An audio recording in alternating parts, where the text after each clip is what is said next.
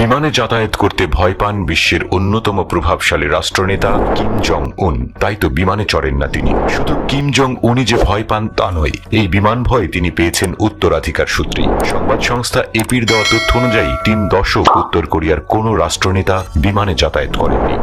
তবে সুইজারল্যান্ডে স্কুলে পড়ার সময় হামেশাই বিমানে যাতায়াত করতেন কিম জং উন। দূরপাল্লার ভ্রমণের জন্য তার দাদার মতোই বেছে নিয়েছেন ট্রেন। এই ট্রেন কিন্তু আমাদের আন্তনগর ট্রেনের মতো সাধারণ কোনো ট্রেন নয়। এই ট্রেন সম্পর্কে জানলে আপনার চোখ উঠবে চড়ক গাছে, কারণ একাধিক গভীর রহস্যে ভরা এই ট্রেন। কিম জং উনের এই ব্যক্তিগত ট্রেনের নাম দেওয়া হয়েছে তাইয়াঙ্গো। কোরিয়ান ভাষায় এর অর্থ সূর্য, যা মূলত উত্তর কোরিয়ার প্রতিষ্ঠাতা কিম ইল সুং এর প্রতীকী উল্লেখ। সম্প্রতি রাশিয়া সফরেও নিজের বিলাসবহুল এই ট্রেনকেই বেছে নিয়েছেন তিনি। কি নেই এই ট্রেনটিতে?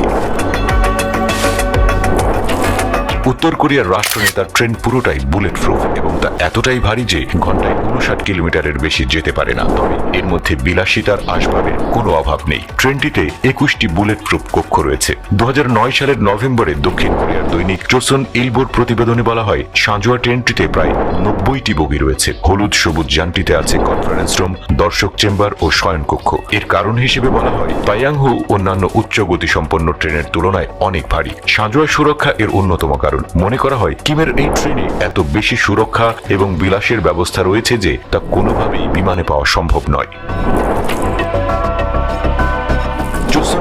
সেই প্রতিবেদনে বলা হয়, ট্রেনটিতে একটি রেস্তোরাঁ রয়েছে যেখানে চমৎকার ফ্রেঞ্চ ওয়াইন ও তাজা গলদা চিংড়ির মতো খাবার পরিবেশন করা হয়। হাল আমলে রাষ্ট্রপ্রধানদের জন্য বরাদ্দ থাকে নানান সুযোগ সুবিধা সম্বলিত উড়োজাহাজ। সেখানে কিম জং উন ঐতিহ্য ধরে রেখেছেন।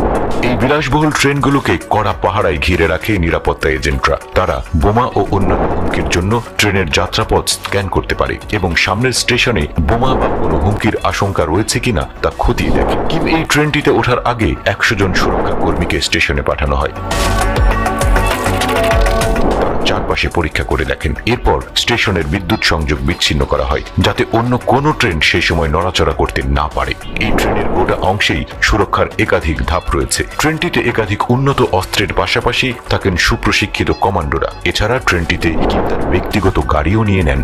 এইরকমই এক আয়েশি ট্রেন ভ্রমণের সময় 2011 সালে হৃদরোগে আক্রান্ত হয়ে মারা যান কিম জং ইল। এরপর তার উত্তরসূরিও ট্রেন ভ্রমণ অব্যাহত রেখেছেন। অবশ্য ট্রেন ছাড়াও কিমকে অন্য ধরনের বিলাসবহুল পরিবহনে যেতে দেখা গেছে। রাশিয়ার তৈরি ব্যক্তিগত জেটে বেশ কয়েকটি সফর করেছেন তিনি। 2018 সালের মে মাসে চীনের প্রেসিডেন্ট শি জিনপিং এর সঙ্গে দেখা করতে তিনি প্রথম আন্তর্জাতিক ফ্লাইটে চড়েছিলেন। অবশ্য এর আগে উত্তর কোরিয়ায় ভ্রমণের জন্য ব্যক্তিগত জেট ব্যবহার করেছিলেন তিনি। চ্যানেলে আপনি নতুন হলে আমাদের অন্যান্য ভিডিওগুলোও দেখার আমন্ত্রণ জানান।